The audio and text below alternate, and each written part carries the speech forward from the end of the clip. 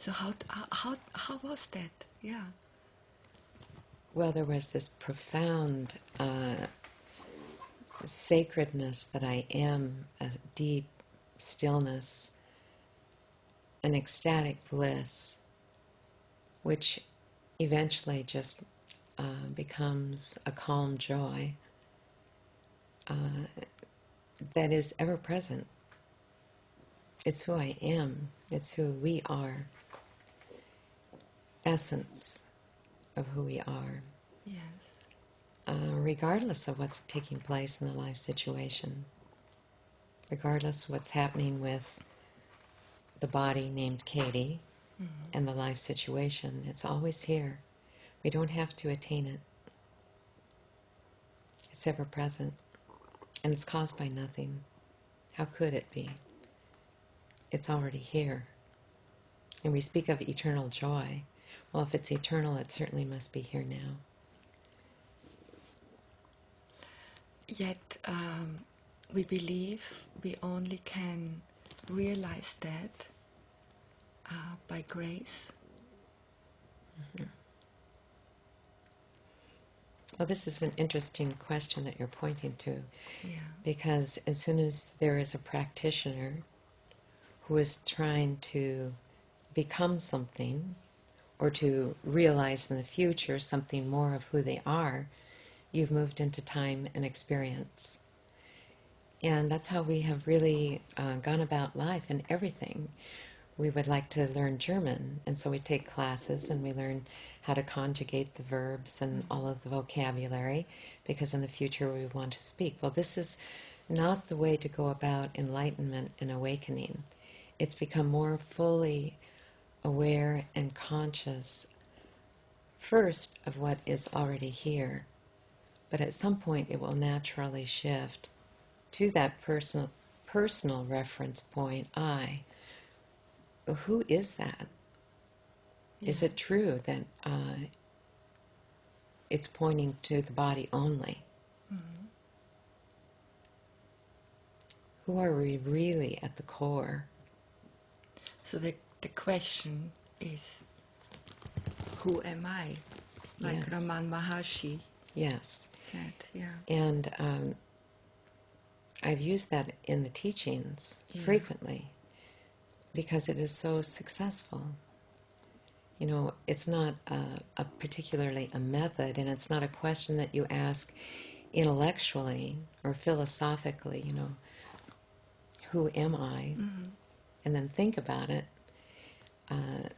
The secret to it really is that even though that is just a word like any other word, that ego I, is an altered state of consciousness, and therefore has within it is pure consciousness. Yes, yes, yeah. And so when we're willing to just leave me and my story alone for a little while, yes.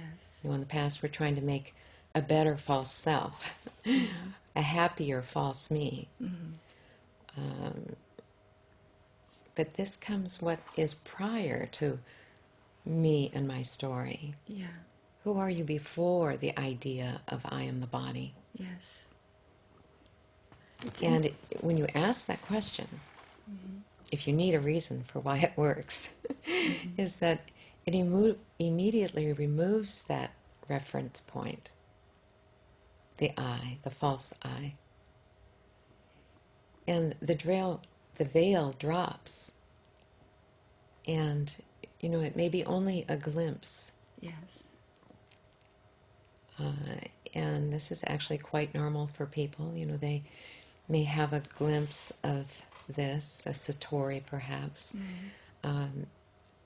But if they will continue with this one simple question, free to everybody to ask, that altered state of consciousness within your presence, not quite right there, right? Within your presence, dissolves. Mm-hmm. And the pure I alone remains. No separation. And everything is this. Our old life was concerned with our, perhaps, nature, with all that can be contacted by the physical senses. Mm-hmm. Well, the body's beautiful and key for initial awakening, but who are you prior to the body experience? Who is this I?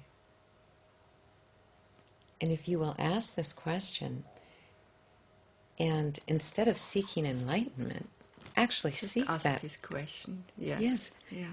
Who is that? Mm-hmm. Follow it home Mm-hmm. to where it never left. Yeah. You know, always here. So let's go back for a moment, Katie. So when this experience happened, or when the shift happened of your perception, did you know what was going on? I had no idea what was going on. How did you find out? Uh, You said you never read books. well, I didn't even know what to call it. What caused it? What to call it.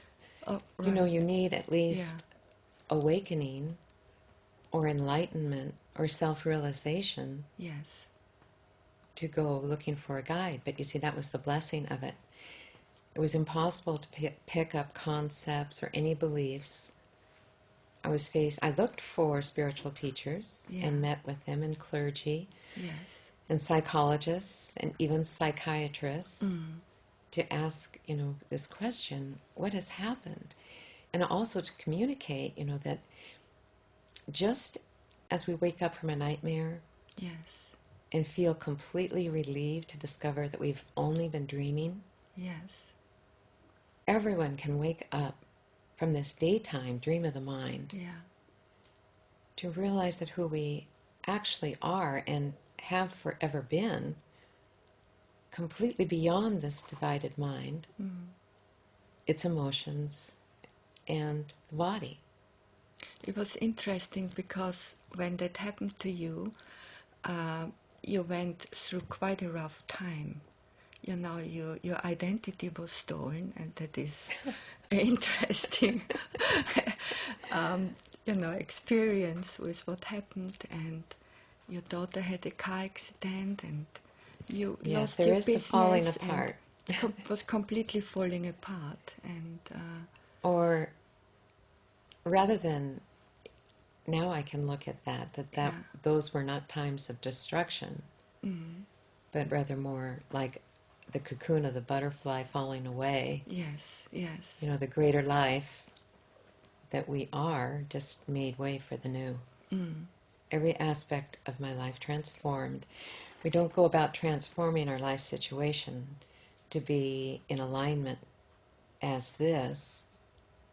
It naturally transforms because you're no longer looking through this veil. So really, if we can realize who we ultimately are, then the life situation and what we used to think of as the person only, all transforms by itself. So there's not one thing. Is the second you pick up the idea that you think that you can do something, that's the ultimate obstruction. Yes, I just wanted to say the only thing we have to let go is the doer. Yes. Yeah, the one who is constantly doing. The word I, this one letter word, we use it all of the time, and there's of course no problem in that. Yeah. So, but it's the misidentification when you take that mental concept and think that that is who you are. You don't have to get any further for the pain gap to be there. You're this magnificent heart of all being, and then choose to misidentify with this tiny fraction.